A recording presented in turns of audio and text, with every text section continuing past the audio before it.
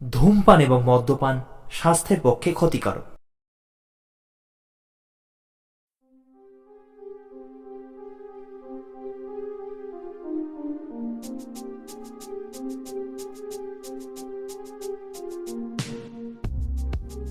নমস্কার, স্টোরি স্টেশনে আপনাদের সকলকে স্বাগত জানাই। আজকে আমাদের নিবেদন শিবু আর রাক্ষসের কথা। রচনা সত্যজিৎ রায়। গল্প পাঠে শিবসুন্দর সাহা। শুরু হচ্ছে শিবু আর রাক্ষসের কথা।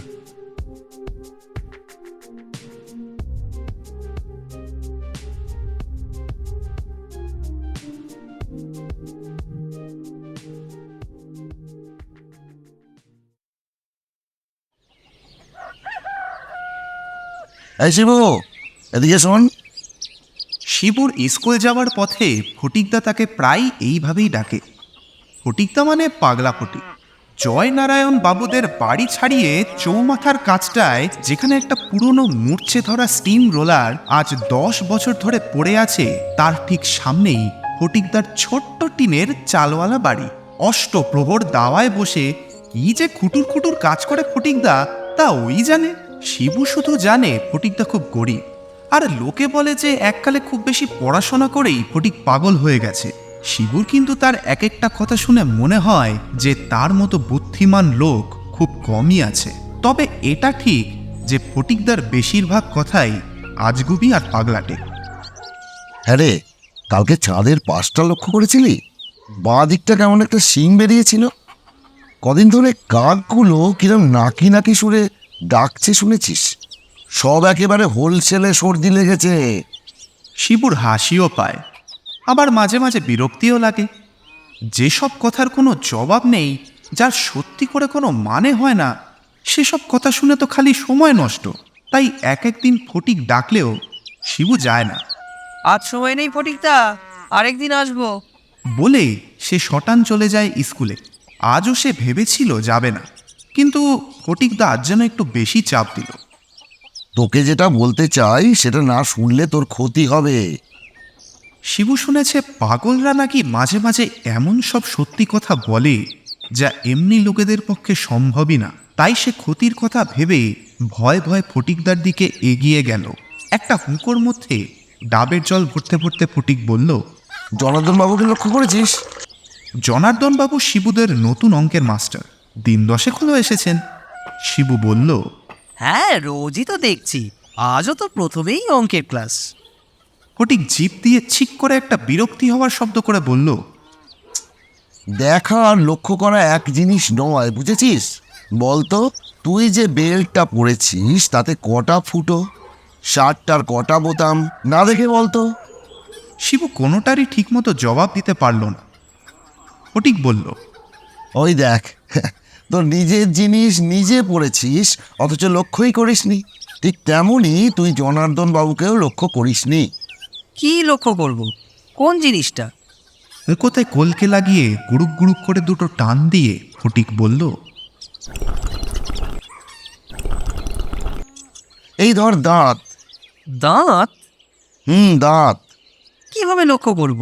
উনি যে হাসেনি না। কথাটা ঠিক। রাগী না হলেও ওই রকম গম্ভীর মাস্টার শিবুদের স্কুলে আর নেই। ফটিক বলল, ঠিক আছে, এরপর যেদিন হাসবে সেদিন না হয় ওর দাঁতগুলো লক্ষ্য করিস, তারপর আমায় এসে বলে যাস কি দেখলি। আশ্চর্য ব্যাপার, ঠিক সেই দিনই অঙ্কের ক্লাসে জনার্দন বাবুর একটা হাসির কারণ ঘটে গেল। জ্যামিতি পড়াতে পড়াতে শঙ্করকে চতুর্ভুজ মানে জিজ্ঞেস করাতে শঙ্কর বলল, ঠাকুর স্যার, নারায়ণ স্যার। আর তাই শুনে জনার্দন বাবু খ্যাঁক খ্যাঁক করে রাগী হাসি হেসে উঠলেন, আর শিবুর চোখ তৎক্ষণাৎ চলে গেল তার দাঁতের দিকে।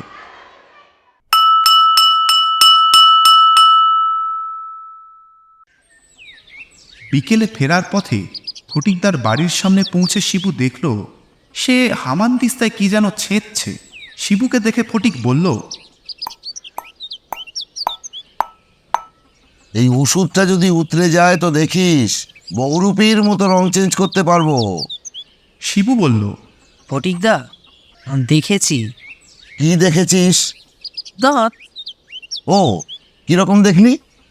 এমনি সব ঠিক আছে, খালি পানের দাগ আর দুটো দাঁত না একটু বড়। কোন দুটো? পাশের, মানে এইখানের। ওখানকার দাঁতকে কি বলে জানিস? কি? সদন্ত, মানে কুকুরে দাঁত। ও, এত বড় কুকুরের দাঁত মানুষের পাটিতে দেখেছিস এর আগে? না বোধহয়। কুকুরের দাঁত কাদের বড় হয় জানিস? কুকুরের? ইডিয়েট, শুধু কুকুরের কেন, সব মাংসাশী জন্তু জানোয়ারদেরই সদন্ত বড় হয়। ওই দাঁত দিয়েই তো কাঁচা মাংস ছিঁড়ে হাড় গোড় চিবিয়ে খায় ওরা, বিশেষ করে হিংস্র জানোয়ারের। ও, আর কার বড় হয় সদন্ত? শিবু আকাশ পাতাল ভাবতে লাগলো। আর কার হবে আবার? মানুষ আর জন্তু জানোয়ার এছাড়া দাঁতওয়ালা জিনিস আর আছেই বাকি। ফটিকদা তার হামানদিস্তায় একটা আখরোট আর এক চিমটে কালো জিরে ফেলে দিয়ে বলল,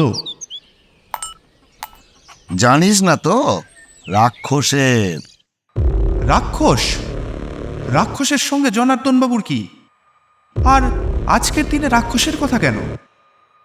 সে তো ছিল রূপকথার বইয়ের পাতার মধ্যে।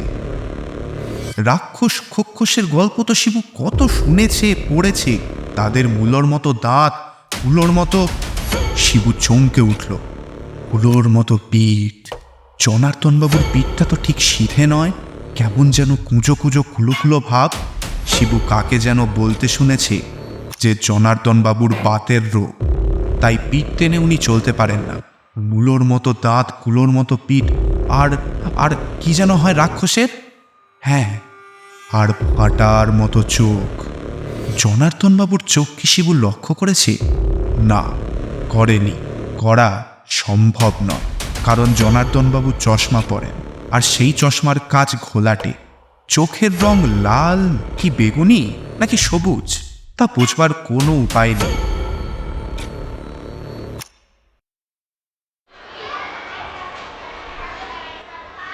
শিবু অঙ্কেতে খুব ভালো। লসাগু, গসাগু, সিঁড়ি ভাঙা, বুদ্ধির অঙ্ক কোনোটাতেই সে ঠেকে না। অন্তত কিছুদিন আগে অবধি সে ঠেকত না। প্যারীচরণবাবু যখন অঙ্কের মাস্টার ছিলেন তখন তো রোজ সে 10-এ 10 পেয়েছে। কিন্তু এই 2 দিন থেকে শিবুর একটু গণ্ডগোল হচ্ছে। কাল সে মনের জোরে অনেকটা সামলে নিয়েছিল নিজেকে। সকালে ঘুম থেকে উঠেই সে মনে মনে বলতে আরম্ভ করেছিল, রাক্ষস? না, রাক্ষস হতে পারে না। মানুষ রাক্ষস হয় না, আগে হলেও এখন হয় না। না না, জনার্দনবাবু রাক্ষস নয়, মানুষ। ক্লাসে বসে বসেও সে মনে মনে এই কথাগুলো আওড়াচ্ছিল। এমন সময় একটা ব্যাপার হয়ে গেল। জনার্দনবাবু ব্ল্যাকবোর্ডে একটা অঙ্ক লিখেই কেমন জানি অন্যমনস্ক হয়ে তার চশমাটা খুলে সেটা চাদরের খুঁত দিয়ে মুছতে লাগলেন। আর ঠিক সেই সময় তার সঙ্গে শিবুর চোখাচোখি হয়ে গেল। শিবু যা দেখল তাতে তার হাত পা ঠান্ডা হয়ে গেল। জনার্দনবাবুর চোখের সাদাটা সাদা নয়, সেটা লাল, টকটকে লাল, পল্টুর পেন্সিলটার মতো লাল। এটা দেখার পরে শিবুর পরপর 3টে অঙ্ক ভুল হয়ে গেল। এমনিতেই শিবু ছুটির পরে সোজা বাড়ি ফেরে না। সে প্রথমে যায় মিত্তিরদের বাগানে। ছাতিম গাছটার গুড়ির আশপাশটায় যে লজ্জাবতী লতাগুলো আছে সেগুলোর প্রত্যেকটাকে সে আঙুলের টোকা মেরে মেরে ঘুম পাড়ায়। তারপর সে যায় সরল দিঘির পাড়ে। দিঘির জলে রোজ সে খোলামকুচি দিয়ে ব্যাংবাজি করে।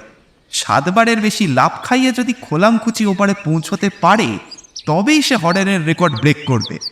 সরল দিঘির পরেই ইটখোলার মাঠ। সেখানে থরে থরে কোনাকুনিভাবে মাঠ পেরিয়ে বাড়ির খিড়কির দরজায় এসে পৌঁছয়। আজ সে মিত্তিরদের বাগানে এসে দেখল লজ্জাবতী লতাগুলো নেতিয়ে পড়ে আছে।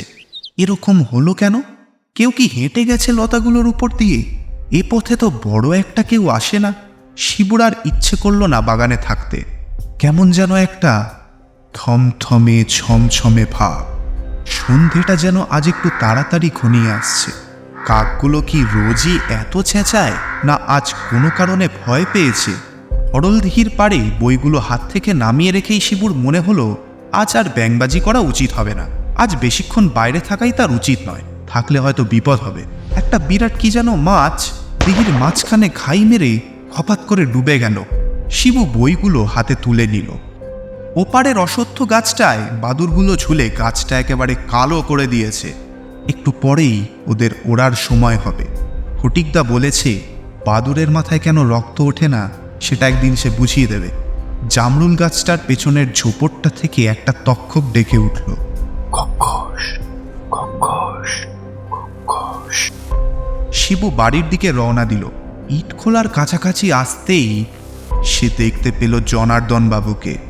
ইটের পাজাগুলোর হাত বিশেক দূরেই একটা কুল গাছ, তার পাশেই দুটো ছাগলছানা খেলা করছে, আর জনার্দন বাবু বই আর ছাতা হাতে এক দৃষ্টে ছাগল দুটোর খেলা দেখছেন। শিবু প্রায় নিঃশ্বাস বন্ধ করে কোনো শব্দ না করে একটা ইটের পাঁজার উপর উঠে দুটো ইটের মধ্যিখানের ফাঁক দিয়ে তার মাথাটা যত দূর যায় গলিয়ে জনার্দন বাবুকে দেখতে লাগলো। সে লক্ষ্য করল যে ছাগলগুলোকে দেখতে দেখতে জনার্দন বাবু দুইবার তার ডান হাতটা উপর করে ঠোঁটের নিচে বুলোলেন। জিভ দিয়ে জল না পড়লে মানুষ কখনো ওভাবে ঠোঁটের নিচটা মোছে না। তারপর শিবু দেখল জনার্দন বাবু ওত পাতার মতো করে নিচু হলেন। তারপর হঠাৎ হাত থেকে বই ছাতা ফেলে দিয়ে খপ করে একটা ছাগলের বাচ্চাকে চাপটে ধরে কোলে তুলে নিলেন। আর সেই সঙ্গে শিবু শুনতে পেল ছাগল ছানার চিৎকার আর জনার্দন বাবুর হাসি।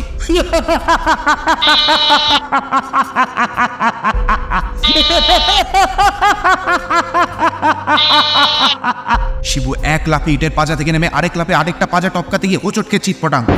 কে ওখানে? কোনো মতে নিজেকে সামলে নিয়ে উঠতে গিয়ে শিবু দেখে জনার্দন বাবু হাত থেকে ছাগল নামিয়ে তার দিকে এগিয়ে আসছেন। কে? শিবরাম, চোট পেয়েছো নাকি? ওখানে কি করছিলে? শিবু কথা বলতে গিয়ে দেখল তার গলা শুকিয়ে গেছে। তার ইচ্ছে করছিল উল্টে জনার্দন বাবুকে জিজ্ঞেস করে, আপনি ওখানে কি করছিলেন? আপনার কোলে ছাগল কেন? আপনার জিভে জল কেন? জনার্দন বাবু শিবুর কাছে এসে বললেন, ধরো, আমার হাত ধরো। শিবু কোনো মতে হাত না ধরেই উঠে দাঁড়ালো। তোমার বাড়ি তো কাছেই না? হ্যাঁ হ্যাঁ স্যার। ওই লাল বাড়িটা কি? হ্যাঁ হ্যাঁ স্যার, হ্যাঁ স্যার। ও, আমি যাই স্যার। ও কি রক্ত নাকি? শিবু দেখল তার হাঁটু ছড়ে গিয়ে সামান্য একটু রক্ত চুঁইয়ে পড়ছে, আর জনার্দন বাবু এক দৃষ্টে সেই দিকে চেয়ে রয়েছেন, আর তার চশমার কাঁচ দুটো জল জল করছে। আমি যাই স্যার। শিবু কোনো মতে বইগুলো খচমচিয়ে মাটি থেকে তুলে নিল।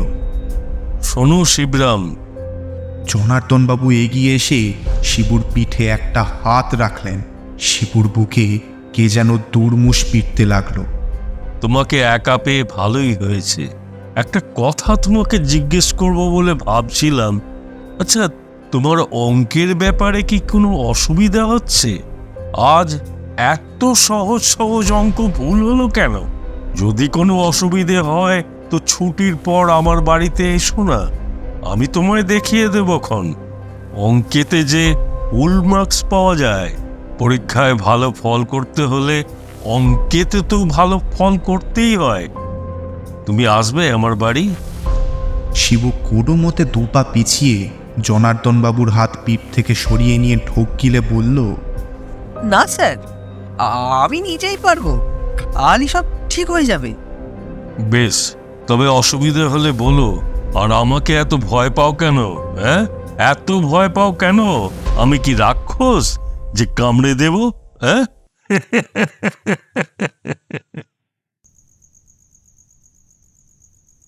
ইটখোলা থেকে এক দৌড়ে বাড়ি ফিরে এসে শিবু দেখল সামনের ঘরে হীরেন জ্যাঠা এসেছেন। হীরেন জ্যাঠা কলকাতায় থাকেন। মাছ ধরার খুব শখ। বাবা আর হীরেন জ্যাঠা প্রায় রবিবার রবিবার মাছ ধরতে যান সরলদিঘিতে। এবারও বোধহয় যাবেন, কেননা শিবু দেখল পিঁপড়ের ডিম দিয়ে মাছের চার বানানো রয়েছে। শিবু আরও দেখল যে হীরেন জ্যাঠা এবার বন্দুকও এনেছেন। সোনারপুরের ঝিলে নাকি চখা মারতে যাবেন বাবা আর হীরেন জ্যাঠা। বাবাও বন্দুক চালান, তবে হীরেন জ্যাঠার মতো অত ভালো টিপ নেই। রাত্রের খাওয়া দাওয়া করে শোবার ঘরে গিয়ে বিছানায় শুয়ে শিবু ভাবতে লাগলো, জনার্দনবাবু যে রাক্ষস সেই বিষয়ে আর কোনো সন্দেহ নেই তার মনে।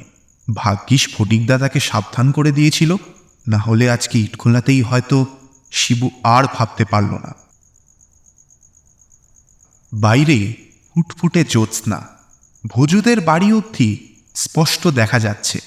সামনে শিবুর পরীক্ষা, তাই রাত্রে তাড়াতাড়ি ঘুমিয়ে ভোরে উঠে পড়তে হয় ওকে। বাতি না নিভলে ওর আবার ঘুম আসে না। অবশ্যই চাঁদনি রাত না হলে আজ সে বাতি জ্বালিয়ে রাখত, কারণ তা না হলে বোধহয় তার ভয়ে ঘুম আসতো না। মাও এখনো ঘরে আসেননি। বাবা আর হিরেন জেঠা সবে খেতে বসেছেন, মা তাদের খাওয়াচ্ছেন। জানালার বাইরে জ্যোৎস্নার আলোয় চিকচিকে বেলগাছটার দিকে চেয়ে থাকতে থাকতে শিবুর ঘুম এসে গিয়েছিল। এমন সময় একটা জিনিস থেকে তার ঘুম ছুটে গিয়ে হাতের লোমগুলো খাড়া হয়ে উঠল। দূর থেকে একটা লোক তারই জানালার দিকে এগিয়ে আসছে। লোকটা একটু কুঁজো, আর তার চোখে চশমার কাঁচটা চাঁদের আলোয় চিকচিক করছে। জনার্দন বাবু! শিবুর গলা আবার শুকিয়ে এলো। জনার্দন বাবু পা টিপে টিপে বেলগাছটা পেরিয়ে ক্রমশ তার জানালার খুব কাছে এসে দাঁড়ালেন। শিবু তার পাশ বালিশটা শক্ত করে আঁকড়ে ধরল। কিছুক্ষণ এদিক ওদিক চেয়ে একটু ইতস্তত করে জনার্দনবাবু ডেকে উঠলেন, শিবরাম আছো? এ কি, গলাটা এমন খোনা লাগছে কেন জনার্দন বাবুর? রাত্রিরে কি তার রাক্ষসে ভাবটা আরো বেড়ে যায়? আবার ডাক এলো। শিবরাম, এবারে শিবুর মা দাওয়া থেকে উঠে বললেন, ও শিবু, শিবু, বাইরে কে ডাকছে যে? এরই মধ্যে ঘুমিয়ে পড়লি নাকি? জনার্দন বাবু জানালা থেকে অদৃশ্য হয়ে গেলেন। মিনিট খানেক পর শিবু তার গলা শুনতে পেল। শিবরাম তার জ্যামিতির বইটা ইটখোলায় ফেলে এসেছিল। কাল আবার রবিবার তো, স্কুলে দেখা হবে না, আর ও তো আবার সকালে উঠে পড়বে, তাই। তারপর কিছুক্ষণ বিড়বিড় ফিসফিস কি কথা হলো শিবু শুনতে পেল না, শুধু শেষটায় শুনল বাবার কথা। হ্যাঁ, তা যদি বলেন সে তো ভালোই। আপনার ওখানেই না হয় পাঠিয়ে দেব। হ্যাঁ, কাল থেকেই। শিবুর ঠোঁট নড়ল না, গলা দিয়ে আওয়াজ বেরোলো না, কিন্তু তার মন চিৎকার করে বলতে লাগলো, না না না, আমি যাব না, কিছুতেই না। তোমরা কিছু জানো না, উনি যে রাক্ষস, গেলেই যে আমায় খেয়ে ফেলবেন। পরদিন রবিবার হলেও শিবু সকালেই চলে গেল ফটিকদার বাড়ি। কত কি যে বলার আছে তার ফটিকদাকে। ফটিকদা তাকে দেখে বলল, স্বাগতম। তোর বাড়ির কাছে ফণিমনসা গাছ আছে না? আমার কিছু এনে দিস তো, দা দিয়ে কেটে। একটা নতুন রান্না মাথায় এসেছে। শিবু ধরা গলায় বলল, ফটিকদা, কি? তুমি বলেছিলে না জনার্দনবাবু রাক্ষস? কে বললো? তুমি তো বলেছিলে। ওটাই না, আসলে তুই আমার কথাগুলোই লক্ষ্য করিস না। কেন? আমি বললাম তুই জনার্দন বাবুর দাঁতগুলো লক্ষ্য করিস, তারপর তুই এসে বললি তার কুকুরের দাঁতগুলো বড় বড়। তারপর আমি বললাম ওরকম কুকুরের দাঁত রাক্ষসেরও হয় বলে শুনেছি। তার মানে কি জনার্দন বাবু রাক্ষস? তাহলে উনি রাক্ষস নন? তা তো বলিনি। তবে? ফটিকদা দাওয়া থেকে উঠে একটা মস্ত হাই তুলে বলল, তোর জ্যাঠাকে যেন দেখলাম আজ মাছ ধরতে এসেছেন বুঝি? ছিপ দিয়ে বাঘ ধরেছিল একবার ম্যাকার্ডি সাহেব, সে গল্প জানিস? শিবু মরিয়া হয়ে বলে উঠল, ফটিকদা, কি আজে বাজে বকছো তুমি? এদিকে জনার্দনবাবু যে সত্যিই রাক্ষস। আমি জানি তিনি রাক্ষস। আমি অনেক কিছুই দেখেছি আর শুনেছি। তারপর শিবু গত 2 দিনের ঘটনা ফটিককে বলল। ফটিক সব শুনে টুনে গম্ভীরভাবে মাথা নেড়ে বলল, তা তুই এ ব্যাপারে কি করবি, কিছু ঠিক করেছিস? তুমি বলে দাও না ফটিকদা, তুমি তো সব জানো। ফটিক মাথা হেঁট করে ভাবতে লাগলো। শিবু ফাঁক পেয়ে বলল, আমার বাড়িতে এখন একটা বন্দুক আছে। ফটিক দাঁত খিচি উঠল। তোর যেমন বুদ্ধি, বন্দুক আছে তো কি হয়েছে? বন্দুক দিয়ে রাক্ষস মারবি? গুলি রিবাউন্ড করে এসে যে মারছে তারই গায়ে লাগবে। তাই বুঝি? আগে হ্যাঁ, মুখ সুন্দর। তাহলে? শিবুর গলা মিহি হয়ে আসছিল। তাহলে কি হবে ফটিকদা? আমাকে যে আবার আমার বাবা আজ থেকে... মেলা বকিস নি, বক বক করে কানে চিংড়ি নাড়িয়ে দিলি। প্রায় 2 মিনিট ভাবার পর ফটিক শিবুর দিকে ফিরে বলল, যেতেই হবে। কোথায়? জনার্দন বাবুর বাড়ি। সে কি? ওর কুষ্টিটা জানতে হবে। আমি এখনো শিওর নই, বাক্স প্যাটরা ঘাটলে কুষ্টিটা বেরোবে নিশ্চয়ই। কিন্তু তুই থাম, আগে প্ল্যানটা শোন। আমরা দুজনে যাব দুপুরবেলা। আজ রোববার, লোকটা বাড়ি থাকবে। তুই বাড়ির পিছন দিকটায় গিয়ে জনার্দন বাবুকে ডাকবি। বাইরে এলে বলবি অঙ্ক মুছতে এসছিস। তারপর 2-1টা আজে বাজে বকে লোকটাকে আটকে রাখবি। আমি সেই ফাঁকে বাড়ির সামনের দিক দিয়ে ভিতরে গিয়ে কুষ্টিটা বের করে নিয়ে আসবো। তারপর তুই এদিক দিয়ে পালাবি আর আমি ওদিক দিয়ে পালাবো, ব্যাস। তারপর? শিবুর যে প্ল্যানটা খুব ভালো লেগেছিল তা নয়, কিন্তু ফটিকদার উপর নির্ভর করা ছাড়া তো আর কোনো রাস্তাই নেই। তারপর তুই বিকেলে আবার আমার বাড়ি আসবি। আমি ততক্ষণে কুষ্টিটা দেখে কিছু পুরনো পুঁথিপত্র ঘেটে একেবারে রেডি থাকবো। যদি দেখি জনার্দনবাবু সত্যিই রাক্ষস, তাহলে তার ব্যবস্থা আমার জানা আছে, তুই ঘাবড়াস না। আর যদি দেখি রাক্ষস নয়, তাহলে তো আর ভাববার কিছুই নেই। ফটিকদা বলেছিল দুপুরে বেরোবে। শিবু তাই খাওয়া দাওয়া করে গিয়ে ফটিকের বাড়িতে হাজির হলো। মিনিট 5 পর ফটিকদা বেরিয়ে এসে বলল, আমার হুলোটার আবার নস্যির বাতিক হয়েছে, ঝামেলা কি কম। শিবু লক্ষ্য করল ফটিকদার হাতে 1 জোড়া ছেঁড়া চামড়ার দস্তানা আর একটা সাইকেলের ঘণ্টা। ঘণ্টাটা সে শিবুর হাতে দিয়ে বলল, এটা তুই রাখ, বিপদ হলে বাজাস, আমি এসে তোকে বাঁচাবো। পাড়ার একেবারে শেষ মাথায় দোল গোবিন্দবাবুদের বাড়ির পরেই জনার্দন মাস্টারের বাড়ি। একা মানুষ, বাড়িতে চাকর পর্যন্ত নেই। বাইরে থেকে বাড়িতে যে একটা রাক্ষস আছে সেটা বোঝবার কোনো উপায় নেই। কিছুটা রাস্তা বাকি থাকতেই শিবু আর ফটিকদা দুজনে আলাদা হয়ে গেল। বাড়ির পিছনে পৌঁছে শিবু বুঝল যে তার আবার গলা শুকিয়ে আসছে। জনার্দনবাবুকে ডাকতে গিয়ে তার যদি গলা দিয়ে আওয়াজ না বেরোয়। বাড়ির পিছনে পাঁচিল, তার গায়ে একটা দরজা, আর দরজার কাছেই একটা পেয়ারা গাছ। গাছের আশপাশ আগাছার জঙ্গলে ভরা। শিবু পা টিপে টিপে এগিয়ে গেল। আর বেশি দেরি করলে কিন্তু ওদিকে ফটিকদার সব ভণ্ডুল হয়ে যাবে। আরেকটু বেশি সাহস পাওয়ার জন্য শিবু পেয়ারা গাছটায় একটা হাত দিয়ে ভর করে মাস্টার মশাই বলে ডাকতে যাবে, এমন সময় একটা খচমচ শব্দ পেয়ে সে চমকে নিচের দিকে চেয়ে দেখে একটা কালভৈরবী লতার ঝোপের ভিতর একটা গিরগিটি চলে গেল। আর গিরগিটিটা যেখান দিয়ে গেল তার ঠিক পাশেই সাদা সাদা কি যেন পড়ে রয়েছে। একটা বাঁশের কঞ্চি দিয়ে ঝোপটা ফাঁক করতেই শিবু দেখল, সর্বনাশ, এ যে হাড়, জন্তুর হাড়। কি জন্তু? বেড়াল না কুকুর না ছাগল? কে ওখানে, শিবরাম? শিবুর শির দাঁড়ায় একটা বিদ্যুৎ খেলে গেল। সে পিছন ফিরে দেখল জনার্দন বাবু খিড়কি দরজা ফাঁক করে গলা বাড়িয়ে তার দিকে অদ্ভুতভাবে চেয়ে আছে। কিছু হারিয়েছো নাকি? না না স্যার, আমি... তুমি কি আমার কাছেই আসছিলে? তাহলে পেছনের দরজা দিয়ে কেন? এসো, ভেতরে এসো। শিবু পিছতে গিয়ে দেখল তার একটা পা লতায় জড়িয়ে গেছে। আমার আবার কাল থেকে সর্দি জ্বর হয়েছে। রাত্রে আবার তোমার বাড়ি গেলাম তো, তুমি তখন ঘুমোচ্ছিলে। শিবুর এত তাড়াতাড়ি পালানো চলবে না, ওদিকে ফটিকদার যে কাজই শেষ হবে না। মাঝখান থেকে হয়তো সে ধরাই পড়ে যাবে। একবার মনে হলো ঘন্টাটা বাজাবে, তারপর মনে হলো এখনো তো সত্যি করে তার বিপদ কিছু হয়নি, ফটিকদা হয়তো রেগেই যাবে। আচ্ছা, তুমি নিচু হয়ে কি দেখছিলে বলো তো? শিবু চট করে কোনো উত্তর পেল না।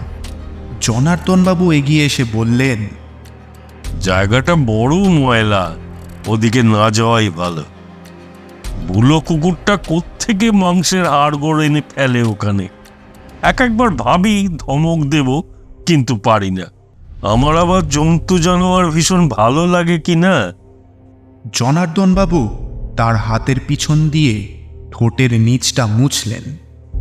তুমি ভিতরে চলো শিবু, তোমার অঙ্কের ব্যাপারটা। আর দেরি নয়, শিবু আজ থাক কাল আসবো বলে উল্টোমুখো হয়ে এক দৌড়ে মাঠ পেরিয়ে, রাস্তা পেরিয়ে, নীলুর বাড়ি, কার্তিকের বাড়ি, হরেনের বাড়ি পেরিয়ে একেবারে শাহবাবুদের পোড়ো বাড়ির গেটের বাইরে রোয়াকে এসে বসে হাঁপ ছাড়ল। আজকের ব্যাপারটা সে কোনো দিন ভুলবে না। তার যে এত সাহস হতে পারে সে নিজেই ভাবতে পারেনি। বিকেল হতে না হতে শিবু ফটিকের বাড়ি হাজির হলো। না জানি কুষ্টি থেকে কি বার করেছে ফটিকদা। শিবুকে দেখেই ফটিক মাথা নাড়ল। সব গোলমাল হয়ে গেছে রে। কেন ফটিকদা, পুষ্টি পাওনি? তা পেয়েছি, তোর অঙ্কের মাস্টার যে রাক্ষস এ বিষয়ে কোনো সন্দেহ নেই। শুধু রাক্ষস নয়, পিরিন্ডি রাক্ষস। সাংঘাতিক ব্যাপার। এরা পুরোপুরি রাক্ষস ছিল 350 পুরুষ আগে, কিন্তু এত তেজ যে একটা হাফ রাক্ষস এখনো বেরিয়ে পড়ে এদের মধ্যে। পুরো রাক্ষস তো এখন সভ্য দেশে কোথাও নেই। এক আছে আফ্রিকার কোনো কোনো অঞ্চলে, ব্রাজিল, বর্নিও এইসব জায়গায়। তবে হাফ রাক্ষস এখন কচিত কদাচিৎ সভ্য দেশেও পাওয়া যায়। জনার্দন বাবু ওই ওদের মধ্যে একজন। তাহলে গোলমাল কেন? শিবুর গলাটা একটু কেঁপে গেল। ফটিকদা হাল ছেড়ে দিলেই সে চোখে অন্ধকার দেখবে। তুমি যে সকালেই বললে তোমার ব্যবস্থা জানা আছে। আমার জানা নেই এমন জিনিস নেই। তবে ফটিকদা একটু গম্ভীর হয়ে গেল। তারপর বলল, মাছের পেটে কি থাকে? এই রে, ফটিকদার আবার পাগলামি আরম্ভ হয়েছে। শিবু এবার কাঁদো কাঁদো হয়ে বলল, ফটিকদা রাক্ষসের কথা হচ্ছিল, তুমি আমার মাছ আনলে কেন? কি থাকে? ফটিক গর্জন করে উঠল। পটকা? ফটিকদার গলা শুনে শিবুর রীতিমতো ভয় লাগতে আরম্ভ করেছিল। তোর মাথা, এত কম বিদ্যে দিয়ে তো তুই বকের বকলেসটাও লাগাতে পারবি না। শোন, 2.5 বছর বয়সে একটা শ্লোক লিখেছিলাম, এখনো মনে আছে। নর কি বানর কিংবা অন্য জানোয়ার, জেনে রাখো হৃৎপিণ্ডে রহে প্রাণ তার। রাক্ষসের প্রাণ যেন মৎস্যের উদরে, সেই হেতু রাক্ষস সহজে না মরে।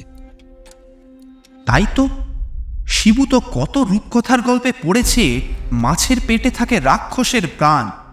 এটা তো তার মনে হওয়া উচিত ছিল। শ্লোকটা আওড়ে ফটিক বলল, দুপুরে যখন গেলি ওর বাড়ি, জনার্দন রাক্ষসকে কেমন দেখলি? বললো তো সর্দি জ্বর হয়েছে। হবেই তো। ফটিকদার চোখ জল জল করে উঠল। হবে না? প্রাণ নিয়ে টানাটানি যে, যেই কাতলা উঠেছে ছিপে অমনি জ্বর, এ তো হবেই। তারপর শিবুর দিকে এগিয়ে এসে তার শার্টের সামনেটা খপ করে হাতের মুঠোয় খামচে ধরে ফটিকদা বলল, এখনো হয়তো সময় আছে। তোর জ্যাঠা এই 0.5 ঘন্টা আগে সরল দিঘির ওই আদমনি কাতলাটা ধরে নিয়ে বাড়ি ফিরছে। আমি দেখেই আন্দাজ করেছি যে ওটার পেটের মধ্যেই আছে জনার্দন রাক্ষসের প্রাণ। এখন জ্বরের কথা তো শুনে আরো শিওর মনে হচ্ছে। ওই মাছটাকে চিরে দেখতে হবে। কিন্তু সেটা কি করে হবে ফটিকদা? সহজে হবে না, তোরই ওপর নির্ভর করছে। আর এটা না করতে পারলে যে তোর কি বিপদ হতে পারে সেটা ভাবতেও আমার ঘাম ছুটছে। ঘণ্টাখানেক পরে শিবু একটা দড়ির মাথায় সরল দিঘির আধমনি কাতলাটাকে বেঁধে সেটাকে হিচড়ে হিচড়ে হাঁপাতে হাঁপাতে ফটিকের বাড়ির সামনে এসে হাজির হলো। ফটিক বলল, কেউ জানতে পারেনি তো? শিবু বলল, না, বাবা চান করছিলেন, জ্যাঠামশাই শ্রীনিবাসকে দিয়ে দোলাই মলাই করাচ্ছিলেন, আর মা সন্ধে দিচ্ছিলেন। নারকেলের দড়ি খুঁজতে যা দেরি হলো, হাড় যা ভারী, উফ। কুছ পরোয়া নেই, মার্শাল হবে। ফটিক মাছ নিয়ে ভিতরে চলে গেল। শিবু ভাবল, কি আশ্চর্য বুদ্ধি আর জ্ঞান ফটিকদার, ওর জন্যই বোধহয় শিবু এই যাত্রায় রক্ষা পাবে। হে ভগবান, জনার্দন রাক্ষসের প্রাণটা যেন থাকে মাছটার পেটে। মিনিট 10 পরে ফটিক বেরিয়ে এসে শিবুর দিকে হাত বাড়িয়ে বলল, নে, এটা হাতছাড়া করবি না কখনো। রাত্রে বালিশের নিচে দিয়ে শুবি। স্কুলে যাওয়ার সময় প্যান্টের বাঁ পকেটে নিয়ে নি। এটা হাতে থাকলে রাক্ষস কেঁচো, আর হামানদিস্তায় গুঁড়িয়ে ফেললে রাক্ষস ডেড। আমার মতে গুঁড়োবার দরকার নেই, হাতে রাখলেই যথেষ্ট। কারণ অনেক সময় দেখা গেছে পিরিন্ডি রাক্ষস 54 বছর বয়সের পর থেকে পুরো মানুষ হয়ে গেছে। তোর জনার্দন মাস্টারের বয়স এখন 53 বছর 11 মাস 26 দিন। শিবু এবার সাহস করে তার হাতের তেলোর দিকে চেয়ে দেখল একটা ভিজে ভিজে মিছরির দানার মতো পাথর নতুন ওঠা চাঁদের আলোয় চকচক করছে। পাথরটাকে পকেটে নিয়ে শিবু বাড়ির দিকে ঘুরল। পেছন থেকে ফটিকদা বলল, হাতে আষ্টে গন্ধ রয়েছে তোর, ভালো করে ধুয়ে নিস। আর বোকা সেজে থাকিস, নইলে ধরা পড়ে যাবি। পরদিন অঙ্কের ক্লাসে জনার্দনবাবু ঠিক ঢোকবার আগে একটা হাঁচি দিলেন, আর তারপরেই চৌখাটে ঠক্কর খেয়ে তার জুতোর শুকতলা হাঁ হয়ে গেল। শিবুর বাঁ হাত তখন তার প্যান্টের বাঁ পকেটের ভিতর। ক্লাসের শেষে শিবু অনেক দিন পরে অঙ্কে 10-এ 10 পেল।